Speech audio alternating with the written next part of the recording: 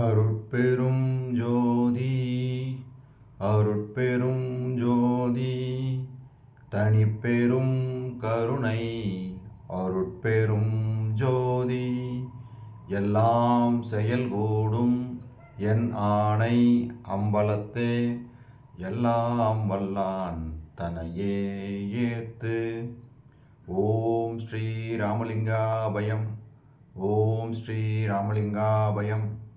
ஓம் ஸ்ரீ ராமலிங்காபயம். எல்லோருக்கும் வணக்கம்.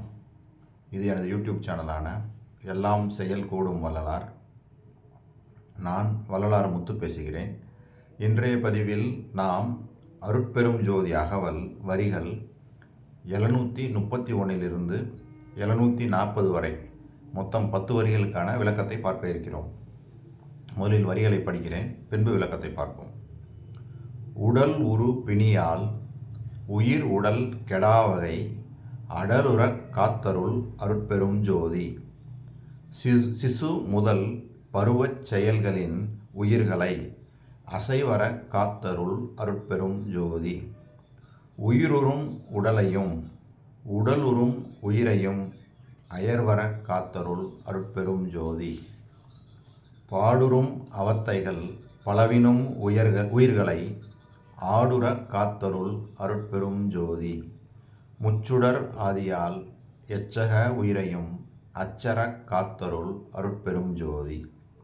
இதுதான் இந்த 10 வரிகள்.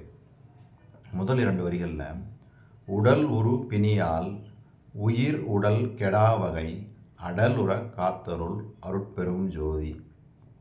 இந்த 2 வரியில் விளக்கத்தை பார்க்கறதுக்கு முன்னாடி திருமூலர் இயற்றிய ஒரு 3 பாடல்கள், சிறப்பான பாடல்களில் என்ன சொல்கிறாருன்னு பாருங்கள். அது இதற்கு மிகவும் சிறப்பாக இந்த வரிகளுக்கு பொருந்தும். உள்ளம் பெருங்கோயில் ஊனுடம்பு ஆலயம் வள்ளல் பிரானார்க்கு வாய் கோபுர வாசல் தெல்ல தெளிந்தார்க்கு சீவன் சிவலிங்கம் கள்ள புலனைந்தும் காலா மணிவிளக்கே. உடம்பினை முன்னம் இழுக்கு என்று இருந்தேன், உடம்பினுக்குள்ளே உரு பொருள் கண்டேன், உடம்புலே உத்தமன் கோயில் கொண்டான் என்று உடம்பினை யான் இருந்து ஓம்புகின்றேனே. உடம்பார் அழியில் உயிரார் அழிவர் திடம்பட மெய்ஞானம் சேரவும் மாட்டார். உடம்பை வளர்க்கும் உபாயம் அறிந்தே உடம்பை வளர்த்தேன் உயிர் வளர்த்தேனே. இங்கே திருமூலர் மிகவும் சிறப்பாக சொல்கிறாங்க. உடம்பை வளர்த்தேன் உயிர் வளர்த்தேனே, உடம்பார் அழியில் உயிரார் அழிவர் அப்படின்னே சொல்கிறாங்க. இங்கே அதே தான். உடல் அடைகின்ற நோயின் காரணமாக இந்த உயிர் தங்கியிருக்கின்ற அந்த உடலானது கெட்டுப்போகுது. அதாவது இன்றைய காலகட்டங்களில் நம்ம பார்க்குறோம் பலவிதமான நோய்கள். இதுக்கு முன்னாடி நம்ம கேள்விப்பட்டிருக்காத நோய்களெல்லாம் இப்போ புதுசாக சொல்கிறாங்க. அவர் முன்னாடிலாம் அந்த மாதிரிலாம் இருக்காது, தெரிஞ்சிருந்ததோ தெரியலோ நம்மளுக்கு தெரியலை. ஆனால் இப்போ அந்த நோயோட பேரே நம்மளுக்கு புரியாமலும் இருக்குது, அதே சமயத்தில் வினோதமாகவும் இருக்குது. புது புது நோய்கள், பலவிதமான நோய்களில் மக்கள் அவதிப்படுறதை நம்ம கண்கூட பார்த்துக்கிட்டு இருக்கோம். அப்போ இந்த உடல் உறுப்புகளும் அதனால் கெட்டு போய் அதனால் பலவிதமான இன்னல்களை அனுபவித்து இறந்து மறிவதை நம்ம கண்கூட பார்த்துக்கிட்டு இருக்கோம். அப்போ இந்த உடல் அடையும் நோயினால் உடலானது கெட்டு போகாமல் அருட்பெரும் ஜோதி ஆண்டவரே காத்தருள் வீராக அப்படின்னு சொல்லி சொல்கிறாங்க. அதாவது உடல் உரு பிணியால் உயிர் தங்கியிருக்கின்ற இந்த உடலானது கெடாவகை கெட்டு போகாமல் காத்தருள் அருட்பெரும் ஜோதி அப்படின்றாங்க. அதுக்கு தான் இந்த திருமூலர் இயற்றிய அந்த பாடலை படித்தேன். அதில் எவ்வளோ தெளிவாக திருமூலர் இந்த உடம்புடைய முக்கியத்துவத்தை சொல்கிறாங்க. இந்த உடம்பு தான் முக்கியம், அது இருந்தால் தான் இந்த உயிர் தங்கும். அப்போ தான் நம்ம மரணமில்லா பெருவாழ்வில் அப்படி வாழ முடியும். அதைத்தான் வள்ளல் பெருமான், இதைத்தான் பேஸாக எடுத்து தான் வள்ளல் பெருமான் உடம்பை நம்ம எந்த காரணத்தை கொண்டும் விட்டுறக்கூடாது, உடம்பை பொன்போல் பாதுகாக்கணும் அப்படின்றாங்க. சரி, நம்ம அடுத்த 2 வரிகள். சிசு முதல் பருவச் செயல்களின் உயிர்களை அசைவர காத்தருள் அருட்பெரும் ஜோதி. அதாவது குழந்தை முதல் பருவ மாற்றங்களால் ஏற்படும் விளைவுகளால் உடலிலே இருந்து உயிரானது பிரியாமல் கடைசி வரை இந்த உலகத்திலே வாழும்படி அருள் செய்வீராக, அருட்பெரும் ஜோதி ஆண்டவரே அப்படின்னு சொல்லி ஆண்டவர்கிட்ட கேட்குறாங்க. அதான் இன்னும் ஒரு பொருள் கூட எடுக்கலாம். சிசு பருவம் முதல் விருத்தாப்பியம் வரையில் எந்த பருவத்திலும் மரணம் வரலாம். அதாவது சிறு குழந்தைகள் பார்த்திங்கன்னா, பிறந்த குழந்தை ஒரு வாலிப பருவம் வர்ற வரைக்கும் அவங்களுக்கு ஏதாவது ஒரு சிறு நோய் மாதிரி தெரியும். அதனாலேயே மரணம் அடைகிறத நம்ம பார்த்துக்கிட்டு தான் இருக்கோம். அப்போ என்ன சொல்லுவாங்க, சின்ன குழந்தைகளை ரொம்ப கவனமாக பார்த்துக்கிறணும்னு சொல்லுவாங்க. ஒரு 7 வயசு 8 வயசு 10 வயசு வரைக்கும் 12 வயசு வரைக்குமே கூட அவங்கள கண்காணிக்கணும்.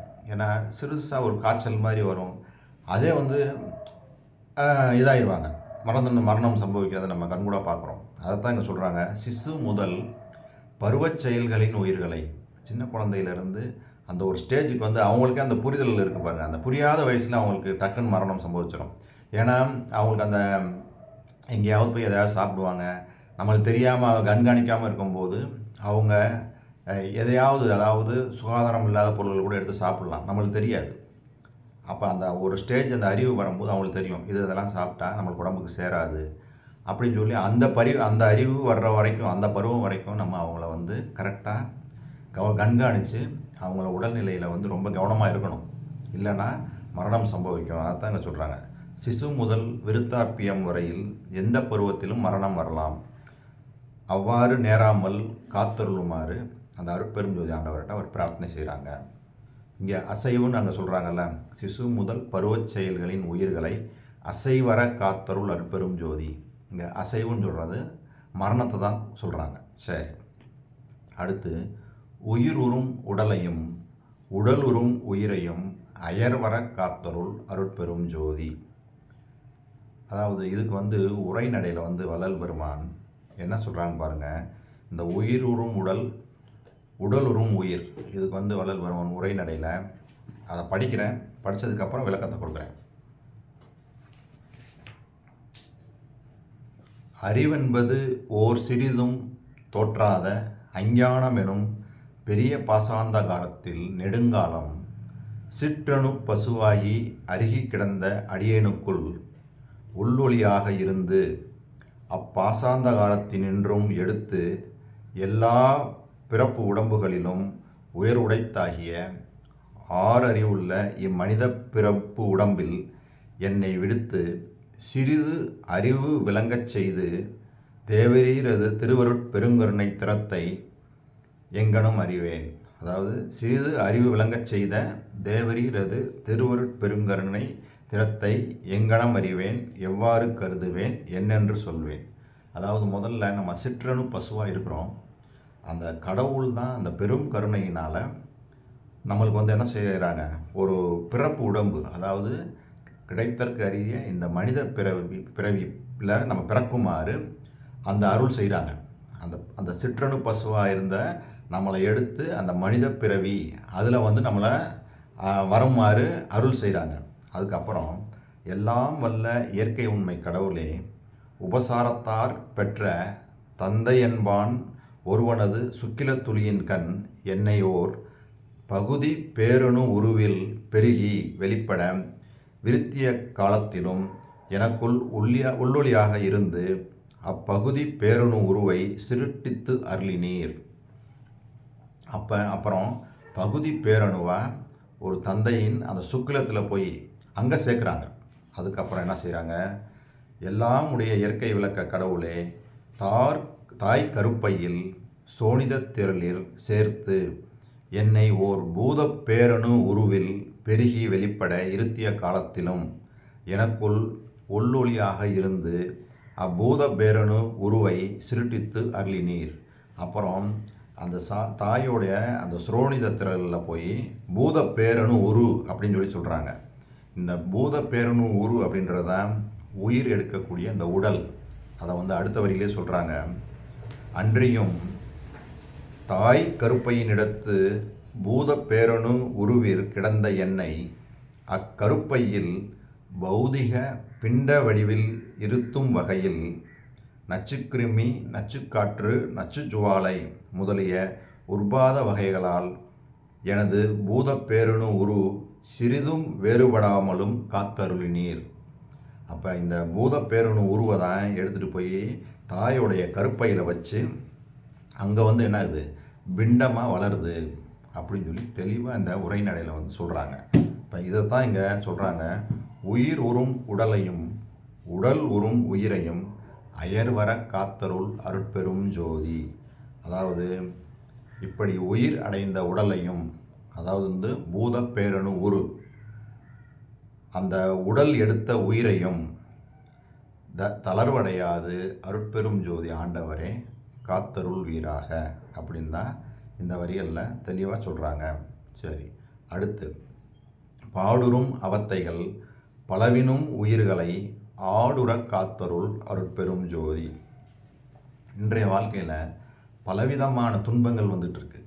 நம்ம அறிஞ்சது தான், ஒவ்வொரு மனிதனும் ஏதாவது ஒரு சிக்கலில், ஏதாவது ஒரு மனக்குழப்பத்தில், சங்கடங்களில் தான் இன்றைக்கி வாழ்ந்துக்கிட்டு இருக்கான். இந்த உயிர்கள் அனைத்திலும் அந்த துன்பங்களிலிருந்து அவதிப்படாமல் இன்பமாக வாழும்படி அருட்பெரும் ஜோதி ஆண்டவரே காத்தருள் வீராக. அதைத்தான் இந்த 2 வரிகளில் சொல்கிறாங்க. அடுத்து முச்சுடர் ஆதியால் எச்சக உயிரையும் அச்சர காத்தருள் அருட்பெரும் ஜோதி. இங்கே ஒரு முச்சுடர்னு சொல்கிறது சூரியன், சந்திரன், அக்னி, இந்த 3 வகையான முச்சுடர்களை கொண்டு எந்த உலகத்தில் வாழ்கின்ற உயிராக இருந்தாலும் அவற்றின் பயம் நீங்கி வாழும்படி அருட்பெரும் ஜோதி ஆண்டவரே காத்தருள் வீராக. இதுதான் இந்த வரிகளுடைய விளக்கம். ஸோ இதுவரை நான் சொன்ன இந்த விளக்கங்கள் எல்லாம் உங்களுக்கு புரிஞ்சிருக்குன்னு நினைக்கிறேன். இதுவரை பொறுமை காத்து எனது வீடியோவை பார்த்த உங்களுக்கு கோடான கோடி நமஸ்காரங்களும் நன்றிகளும். மீண்டும் நாம் நாளை சந்திப்போம். அருட்பெரும் ஜோதி, அருட்பெரும் ஜோதி, தனிப்பெரும் கருணை, அருட்பெரும்